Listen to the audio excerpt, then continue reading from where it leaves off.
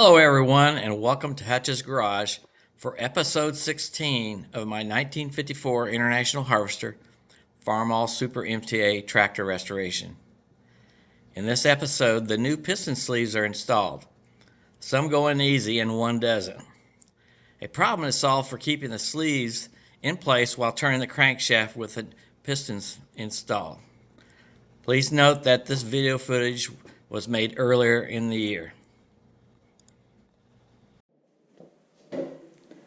Well, I'm ready to test fit the cylinder sleeves and see if they'll fit in or if I gotta draw them in with my device that I use to remove the cylinder sleeves. What I've done, I've cleaned the cylinders, the 4¼ inch diameter cylinder area here with cleaning chemicals. Use paper towels at first to wipe it down. Any surface rust, get rid of that. After I'm done with the towels, I got, they come out to where they're not picking up any more dark, oily stuff. I then use a shop rag and wipe them down. Use a little bit of chemical, or I actually use gasoline to do it because it evaporates, similar to lacquer thinner. So we'll see what happens. I'm going to also put oil when I get it up here all around, just to help it go down a little bit, or just go ahead and put a little bit of oil around the edge here to begin with, if it does go down. So we'll see what happens. Let's go over and open up a package.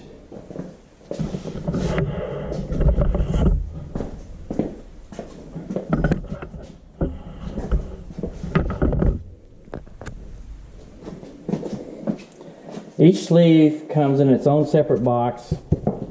These sleeves are from Reliance Parts. I ordered them from agparts.com. They came the next day after I ordered them. They came that quick. All the engine parts that I ordered for this engine. So let's open it up.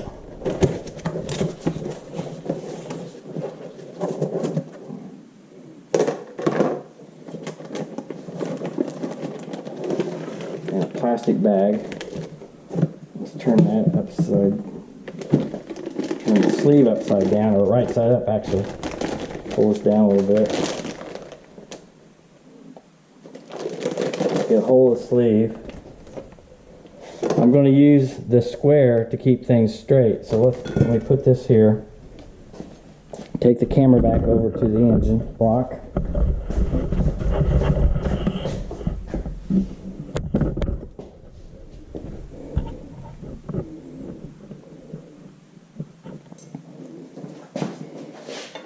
We're going to try it on number 1 first. So what I want to do is put a little bit of oil in here around the top edge.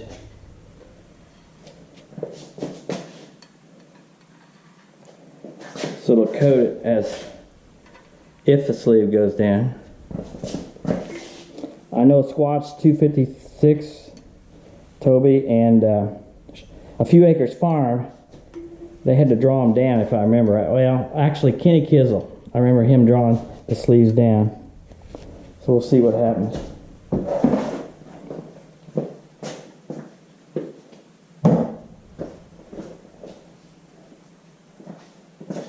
The sleeves are already coated in the plastic bags with some sort of blue oil. Okay, it's sitting in here. Make sure it's square.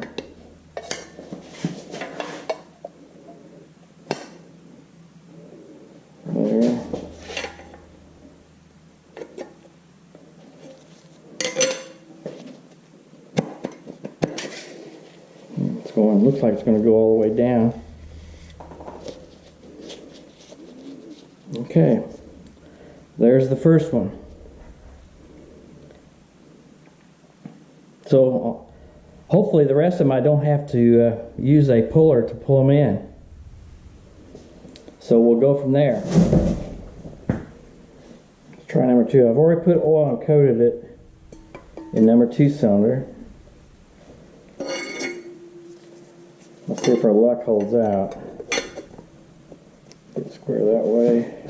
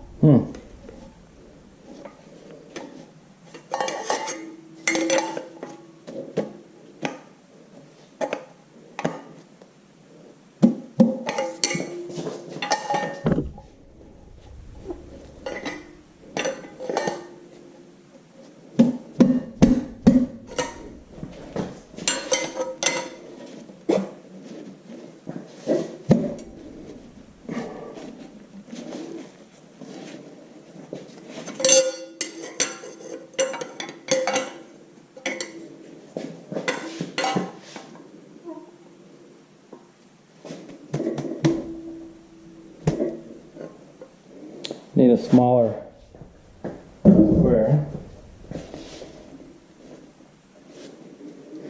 Well, this one's being less cooperative and I may have to pull it in.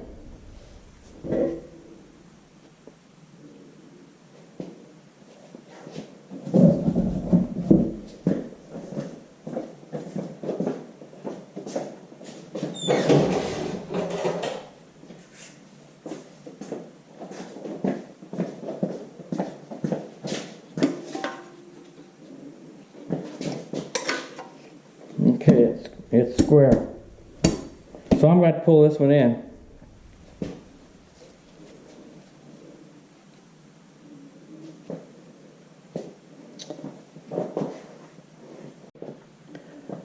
Well, I've set up to pull in the number 2 cylinder sleeve, and I'll show you the setup. It's basically the same that I used to pull the sleeves out with, only it's just turned upside down for the most part. So I've got a 3-foot rod going through my puck that's fit for this 4 1/8 inch size sleeve. The outer diameter of the sleeve again is 4 1/4 inches. I've got it hooked up like this. I'm going to hold the rod so it doesn't turn on the puck above. In other words, down here, these are locked bolts or nuts. And then I'm going to turn this nut to draw it down. So here we go. Put this GoPro back in its spot. Now we'll begin pulling it down. I've lined everything up square with everything so it'll pull directly straight down.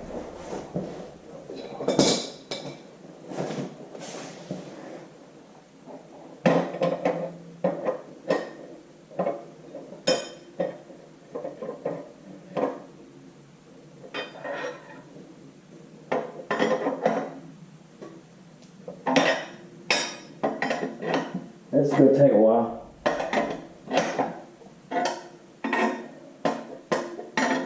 Yeah, it's coming down fairly easy. I don't have a whole lot of drag, which is good. It went most of the way down, or part of the way down, as you can see.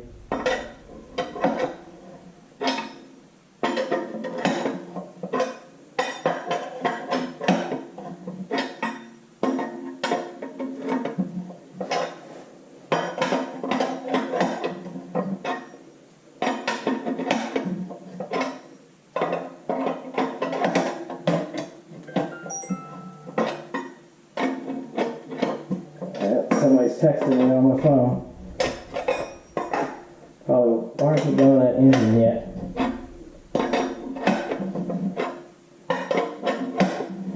Most of my time on this engine has been cleaning various parts.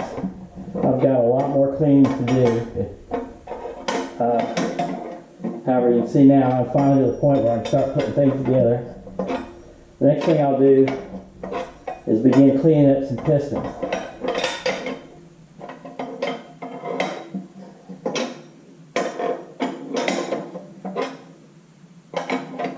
These sleeves are 10 inches long.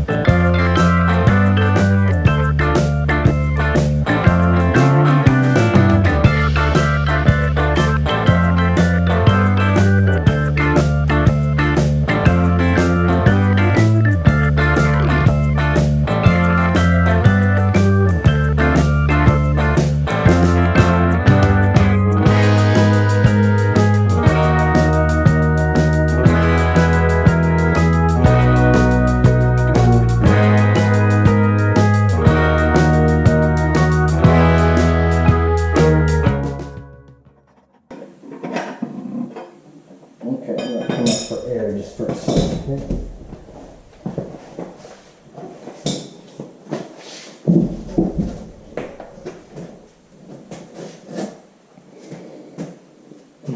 Looks like about 3/4 of an inch.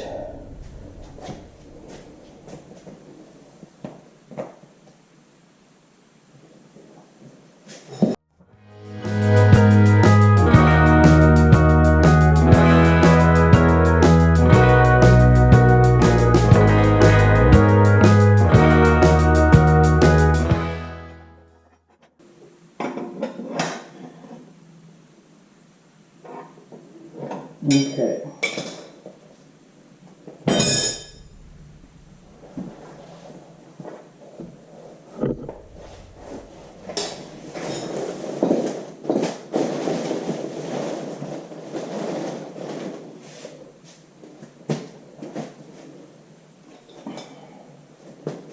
Hard on, old man.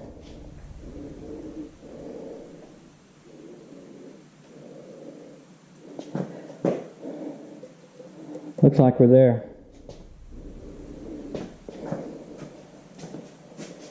Yeah, I'll put the other sleeves in. Hopefully they go in like number one. If not, I'll do it this way. Even though I had to pull this in, it wasn't that hard. Not a whole lot of friction all the way to the end. So I think I'm there, and I'll have to pull all this out. And we got 2 more to do. Before I go any farther and put number 3 and 4 cylinder sleeves in, I wanted to show everyone what the bore was like on the engine block. In other words, the place where these cylinder sleeves go. Turn this around.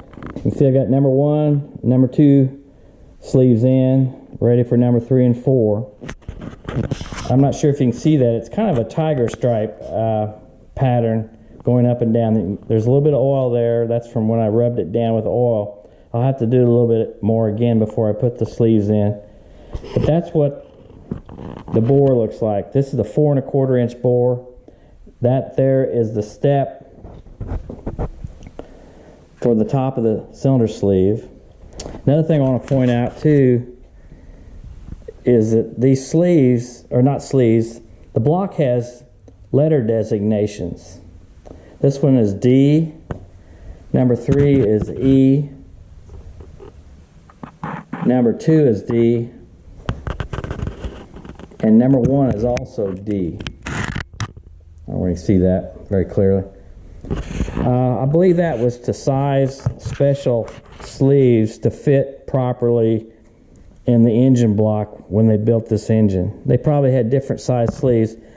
From what I've been told and talking to some people, the sleeves today are not as tight fitting as they were when these engines were built.